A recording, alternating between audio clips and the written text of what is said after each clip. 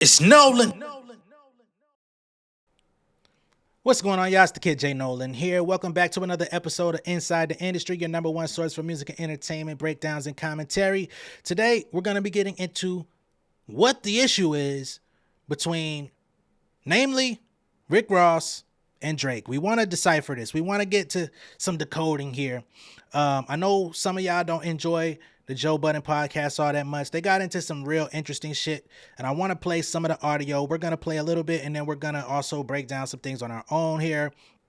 Try to get to the bottom of why Rick Ross and Drake ain't seeing eye to eye, right? Because Ross unfollowed him a few weeks ago when the first Metro We Don't Trust You album came out, but nobody really understood the motivation, right? We're going to get to that in a moment. We're going to get into the Kendrick AI. It has officially been confirmed that was AI. I know there was people in the industry, people from TDE, blah, blah, blah, who said, yeah, that was AI, da, da, da, da. But we actually have the young man that made the AI verse come out and actually describe and show us how he did it. So I want to put that out there, let y'all see this, let y'all hear this young man, because it was somewhat convincing. A lot of people said he didn't have the wordplay. It was certain elements of Kendrick Lamar's style that were missing on the record, but it was convincing enough for Drake and his team to be like, when y'all find out that's not AI, y'all still gonna need to say it's whack. There were some people in the industry that was like excited off this record. Unfortunately, we now have solid proof, and that's all I wanted was solid proof. A lot of times we write stuff off without really getting to the bottom of it, the nuts and bolts of who did what and where. I personally like to deal in those sorts of facts. We don't always get those facts, but that's why I speculate, right? And then we're going to also get into what is the issue with Lil Baby and why it seems that he's fallen off, right? He was at the top of the industry for damn near 2-3 years straight, and now in 2024, it's like silence. He's out here previewing new music, and I don't know if anybody even gives a fuck. You know what I mean? It is the weirdest fall off, I guess you could say, in a long time, because he didn't go through anything. Well, we'll get to all that in a moment, man. I'm playing my hand too soon, right? So first off, let's get to this whole Rick Ross thing. But the fucking Lil Baby thing is definitely baffling to me. I'm not understanding it all the way. Definitely need some clarity. And I would love to get y'all's input on why y'all think he's going through this. But anyway, let's get back to the matter at hand.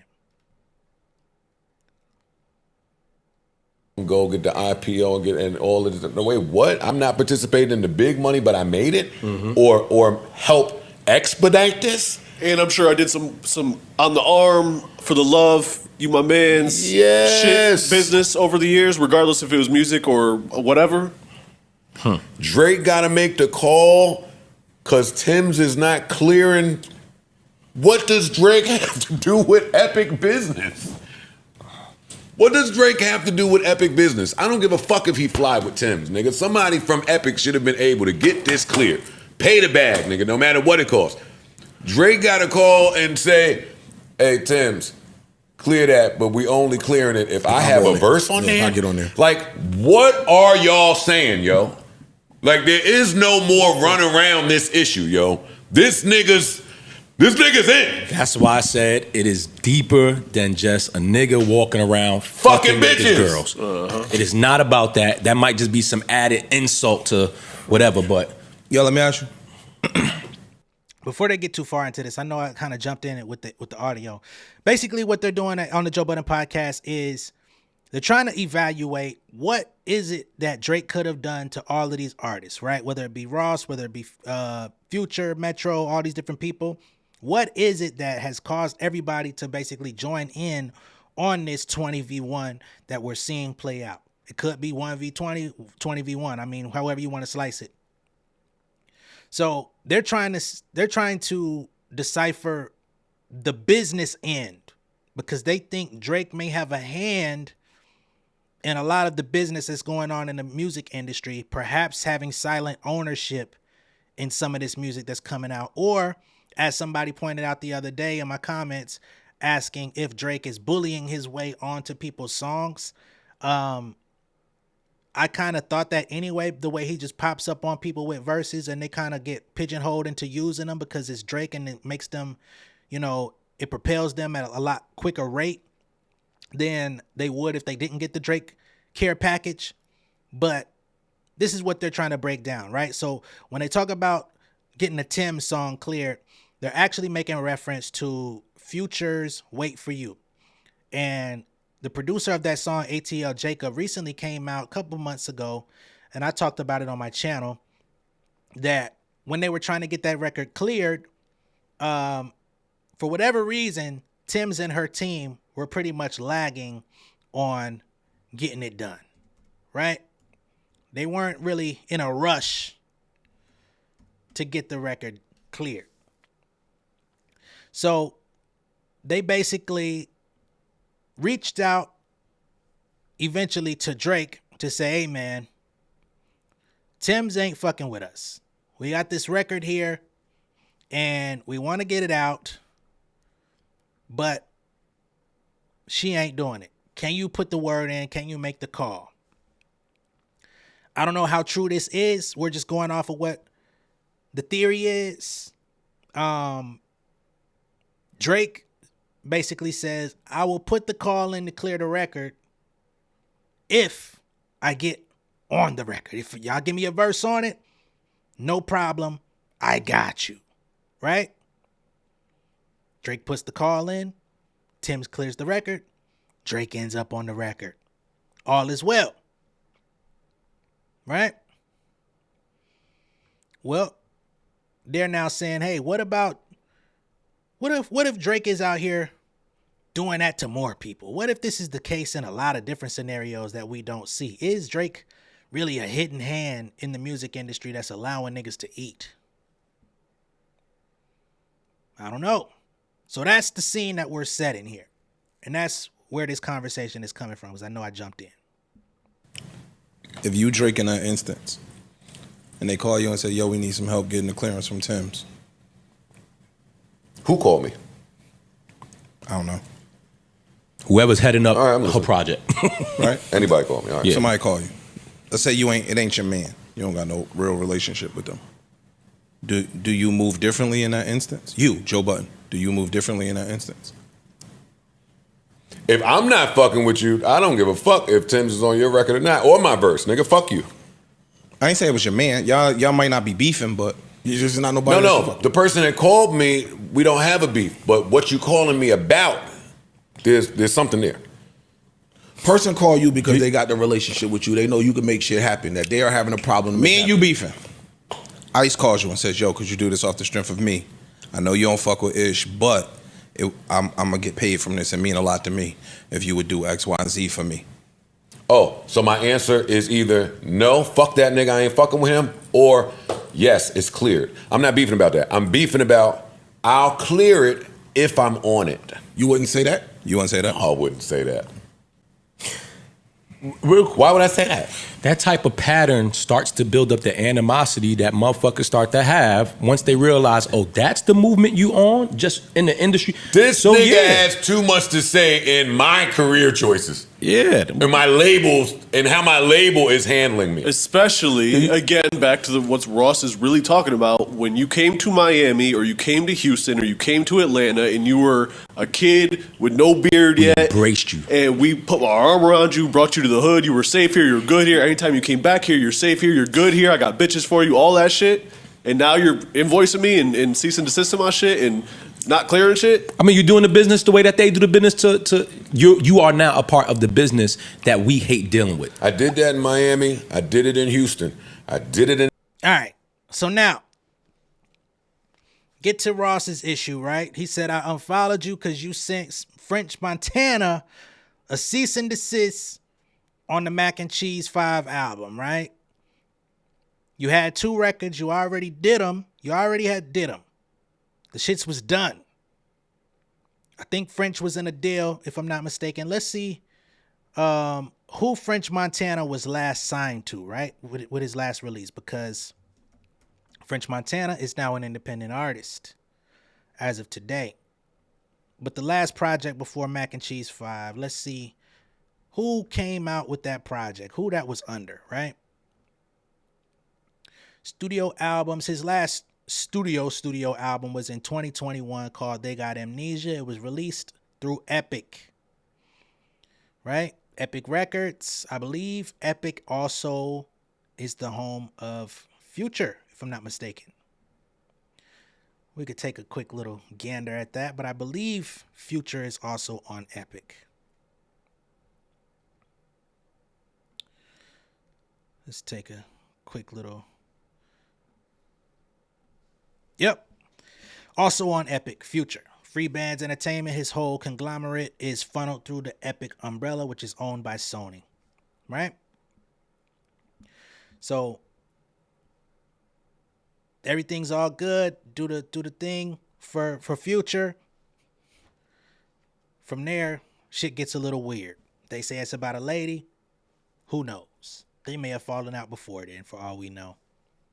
But then this whole French Montana thing pops off, and Drake sends French Montana a cease and desist on an independent album that French was trying to release, right? Mac and Cheese 5. He released it on a direct-to-fan platform called Even, where you could pre-order it. It'll get sent to you. You'll get the files and stuff like that.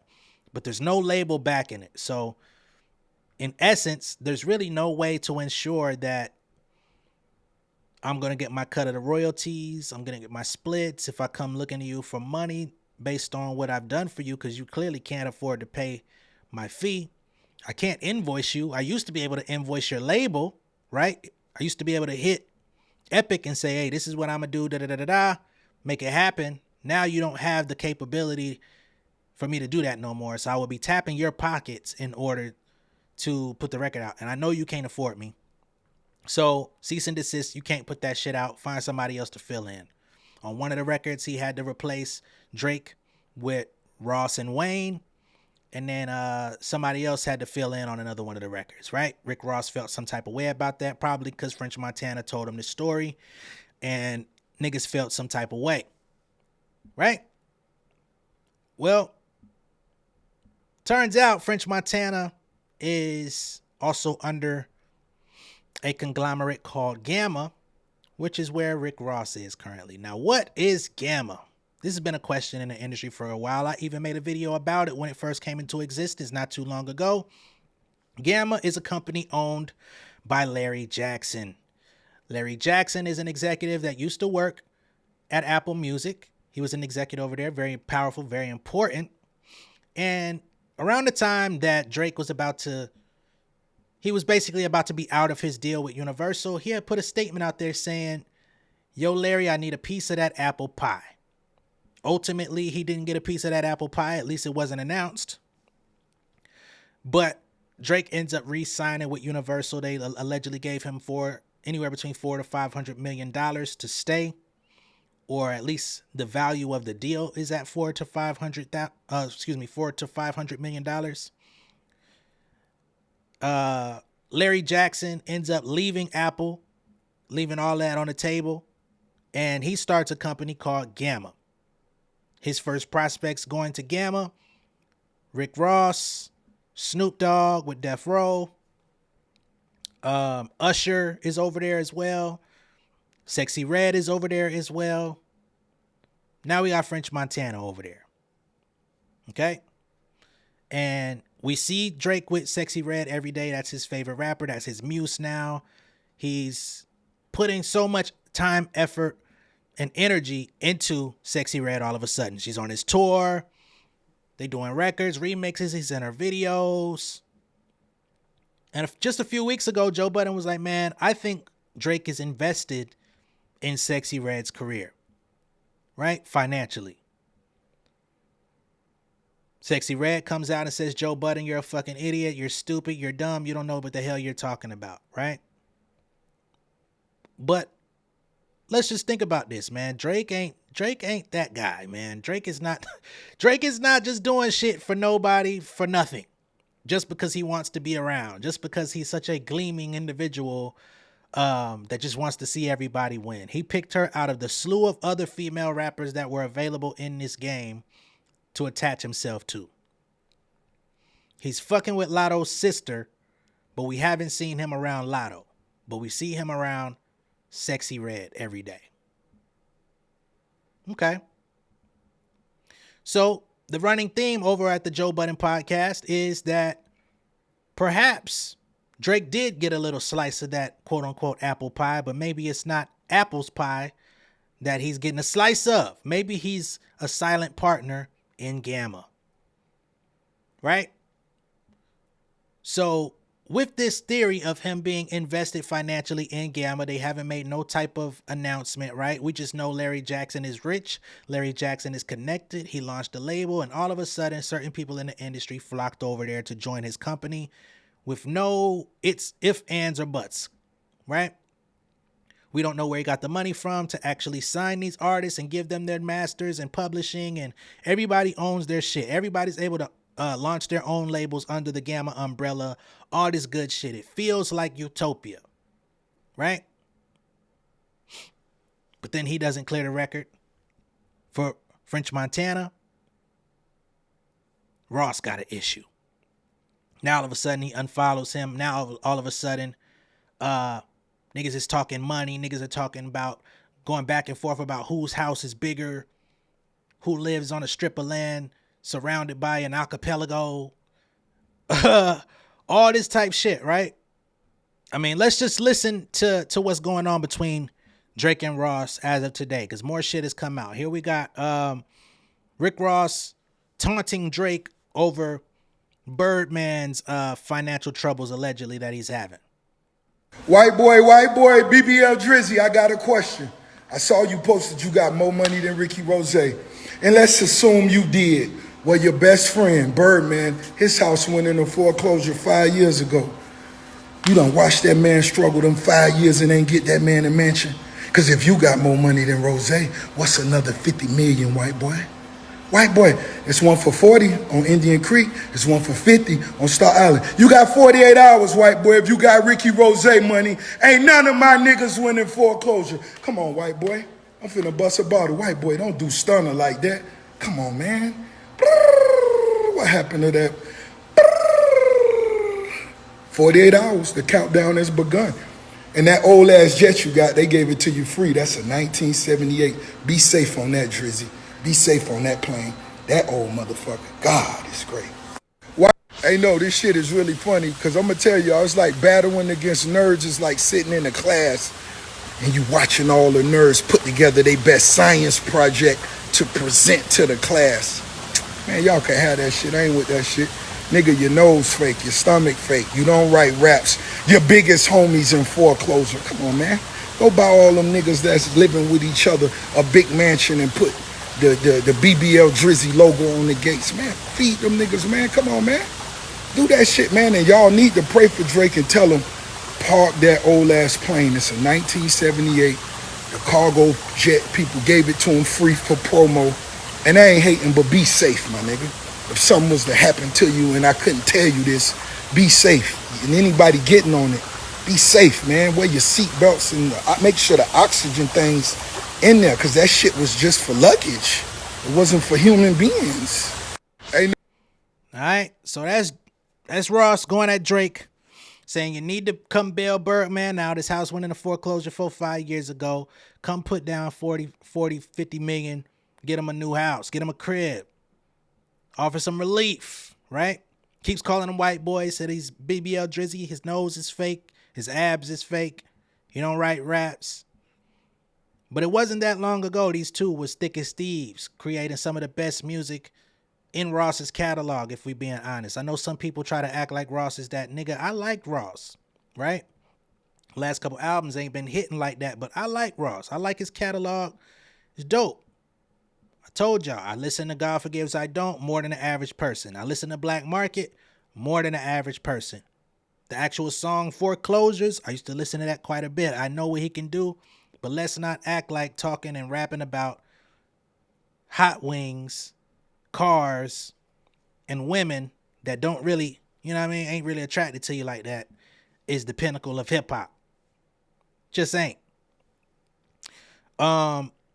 So from there, we also have a response from Drake, which I thought was a very interesting response from Drake.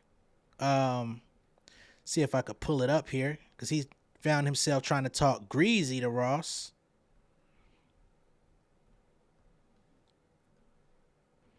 So in this message, he says, imagine you having $88 million to spend on a crib. Your shit be steals like you got them from a police auction. Your Star Island house is on a sliver of cheesecake. Your lot is 40,000 square feet. My crib is 40,000 square feet. So he's saying my crib takes up the whole entire allotment of your lot. Plus I got extra space. Right? Whereas Rick Ross's house sits on a certain amount of the acreage and the rest is just open space. It's too much for me. You know what I'm saying? Either one I take, goddamn, whether it's 40,000 of a lot or 40,000 for the house. I don't give a fuck. We'll trade in places anytime when it come to that. He goes on in response to the jet talk. He says, and you put a wrap on your timeshare jet. That shit coming off when it's the other people turn to fly. So he says, you're talking about my jet that I own. Your jet is a timeshare. This is something that you rent. You put a big ass wrap with your logo on it, but then they take it off when it's time for other people to get in it. Right? He says, you are Brett Bearish worker. How many cases you gotta move before you get a check finally? The shit probably took a lifetime to see some real bread. You're Brett's son. You're not Rose anymore. Okay?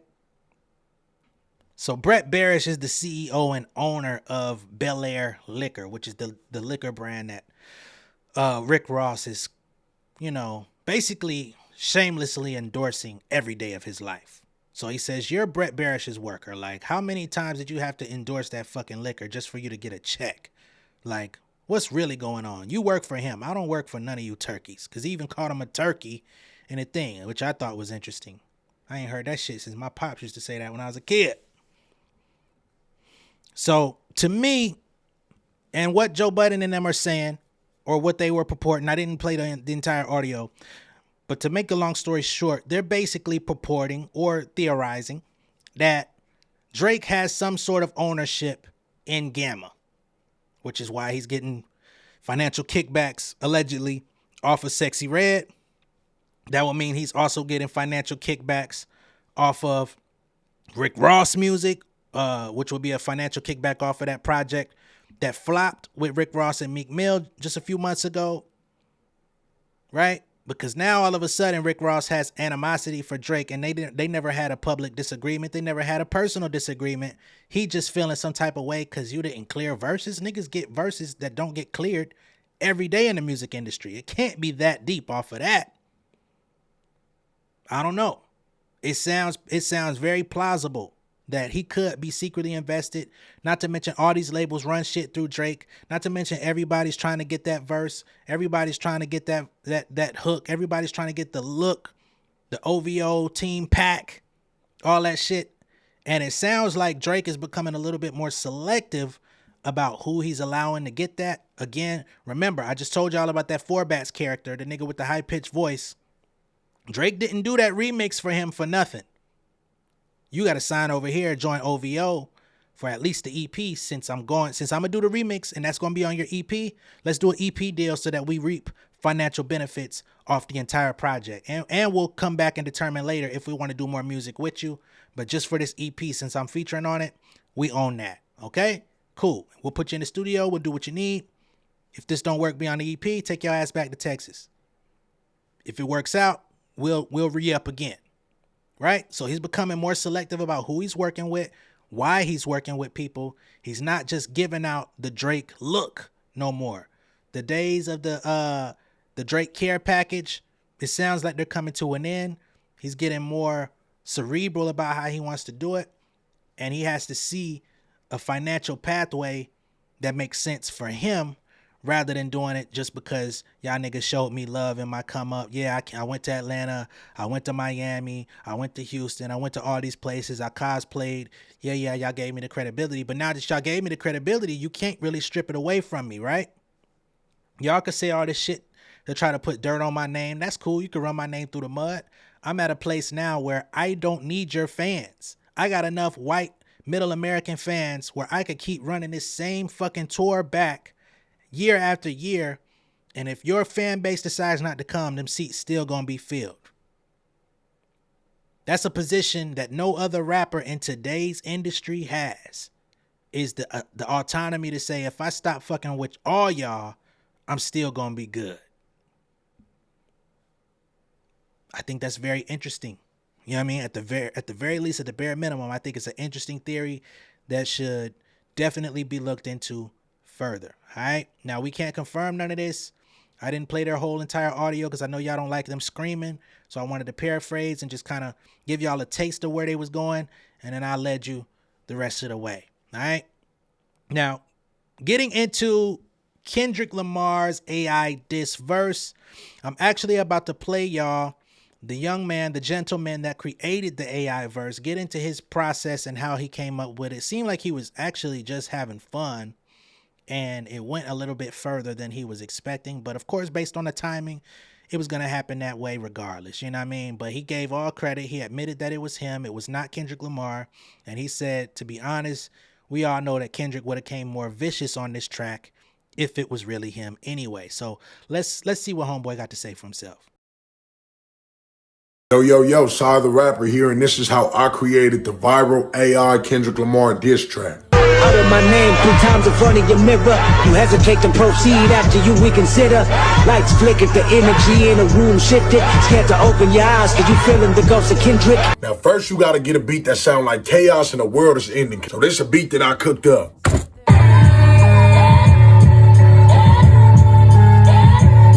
You gotta write some lyrics and spit them the way that K-Dot would write them and spit them. Utter my name 3 times in front of your mirror. You hesitate to proceed after you reconsider. I know Kendrick Lamar likes to emphasize his T's. Party. He can party. So we gotta incorporate that. Grab your Glocks when you see K-Dot. See that hard T I was telling y'all about? Dot. Most people just say dot. He dot. Last but not least, I gotta put my beat tag on it. Now let's listen to how the finished result sound. Grab your Glocks when you see K-Dot. Better call Ghost Riders just to beat K-Dot. I came with a full clip, but only need 1 shot. Now this song is viral on YouTube. It's called One Shot. I ain't gonna lie, I shocked myself. I thought it was gonna sound fake. I thought people was gonna be able to tell it was fake. People think it's actually real. So I just wanna come out for the record and say that it's AI. That's not Kendrick's response. I know Kendrick gonna come harder than that. I just couldn't get too disrespectful because I ain't in a beef, you feel me? Ain't nobody diss me. It's actually funny. I seen Drake heard it and commented. He laughed. Yo, Sai the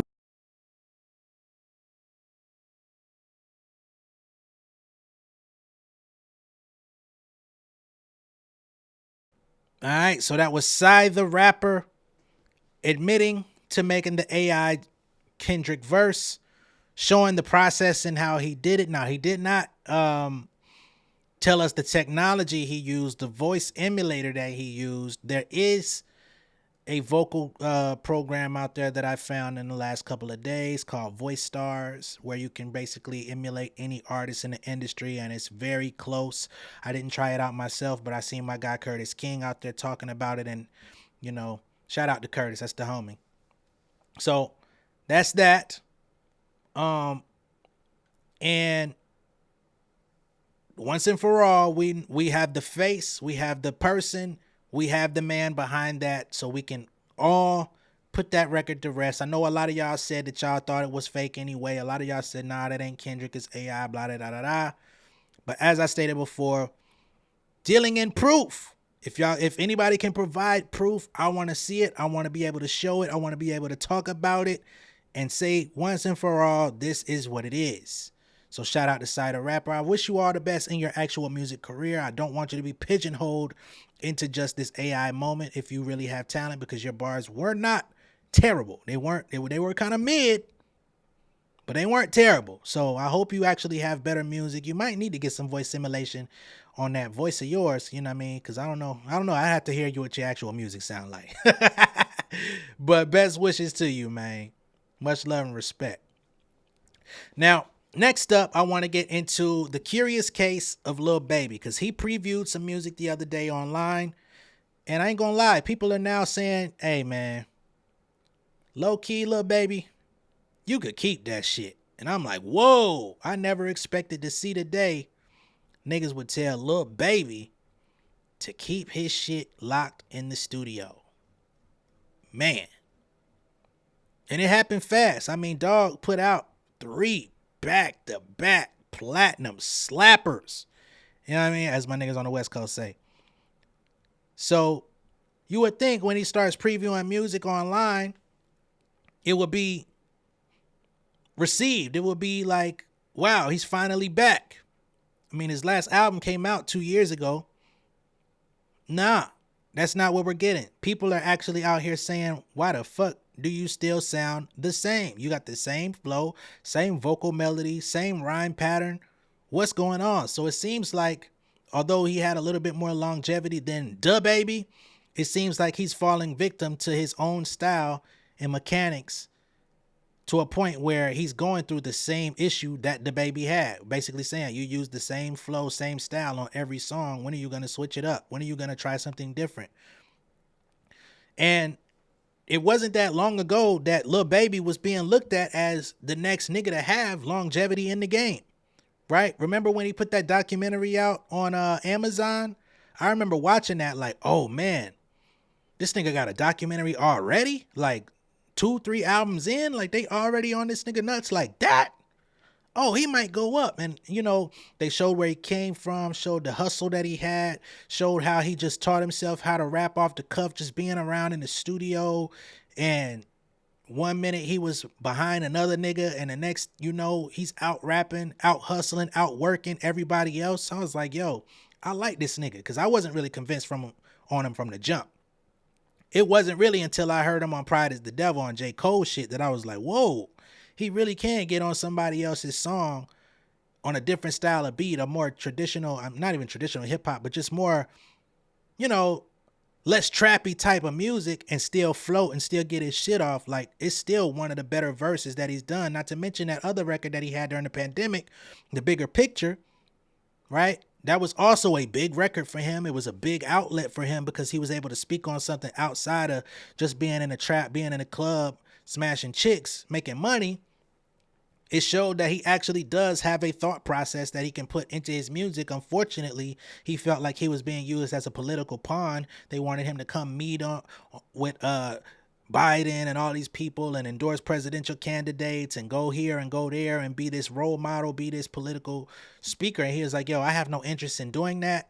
A lot of people had critiques of my social political views, you know, being that he also was doing, you know, he was trying to give the police a little bit of grace within the song at the same time when people wanted him to really go hard at defund the police and stuff like that. So he was like, you know what, with all the scrutiny, I'm just not going to make any other song. I probably won't make nothing else like that. And since then, he hasn't. And I think this bit him in the ass quite viciously, to be honest, because once you show people that you have that capability and you don't go back to that, that shows us the willful, the willful ignorance in your music.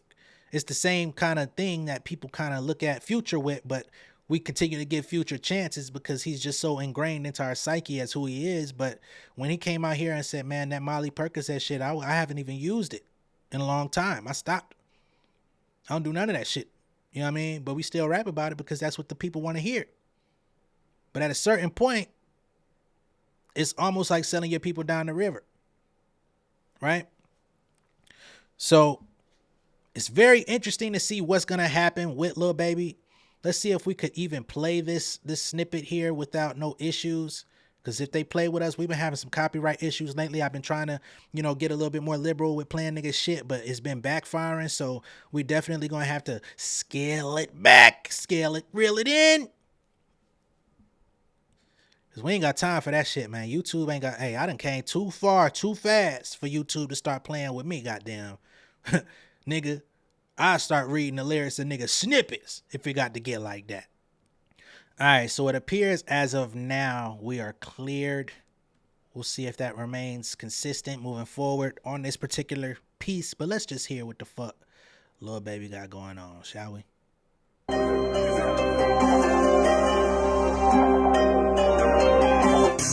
on Miami, nigga shit, made a bunch of this shit. Watch me come through that shit, keep running this shit. You know how I come when I come to a bitch. Got the streets and the lock, got the country that shit. Got the ball in my hand, I can't fumble this shit. He get his shit, I get touchdown. I just sold the 200 this rush out. Was determined to buy me a bust down. The 200 of them niggas get flushed out. He was talking now, he got a husband. Put the gas to the floor when I put out. So my mama ain't no more than put out.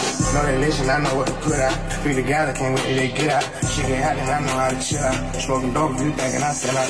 From the hood to the pen in the harbor. I'ma make this shit happen regardless. KYP Louis V on my garments. On the bank if you broke in your bar, so why they playing like I ain't the hardest? Like I ain't trying to dodge the charges. Still I'm talking to hoes, you know that they run back and tell everything that you said about it. Niggas weird, I don't know what to call it. Real gangsta ain't rocking no nail polish. Where I'm from, when they rob you on tell on. I'm going to get you a hammer and nail some. Ever since I was little trying to sell some. Now I'm top of the top, I don't. Alright, I'm gonna be honest here. This is something a lot of street rappers go through. Is you get to a certain point where you've kind of found your groove, you found like that pocket where it's like really easy for you to get your shit off, and you know, you got certain producers, your producers kind of get acclimated to your sound and your style, and you're making the same ass type of shit. You go in there and you just float on a track, you get your shit off. You got Desi Banks in the studio with you like he knows music. You know what I'm saying? Y'all don't see the video, but if you've seen it online, you know what I'm talking about. You need to stretch yourself. Get with some unfamiliar names, right? A couple years ago, you did that song with fucking Kirk Franklin, produced by Just Blaze, right? That was unexpected. The song was okay, you know what I mean? But it was nice to hear you try something different. It was nice to see y'all take that to the stage and perform it together at the BET Awards or whatever the fuck that was. Take some chances, take some risks. Like, you're on your 4th album, bro. Like, this is your time to actually excel to the next level, or inevitably you're only gonna fall. If you don't excel, you're gonna decelerate. So I don't know who's in his corner, you know what I mean? I know QC is going through a lot right now. They're still trying to figure out the future of the label. They're trying to figure out who's actually gonna be running everything. I don't know if he's still meeting with those guys frequently to map out the direction of his career, or if he's running everything through his own shit for PF now, and he feels like he knows his direction, he knows everything. I don't know who his day-to-day people are, but something gotta give, my nigga.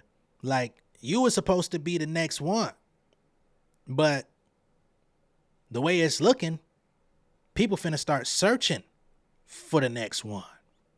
Again, let me know what y'all think of Lil Baby's snippet there. Let me know if y'all are excited for a new project, a new album from Lil Baby. Again, it wasn't that long ago where he was untouchable. Everything that he hit, everything that he was touching was going crazy, right? He was just making hit after hit, sliding on nigga songs, killing they features.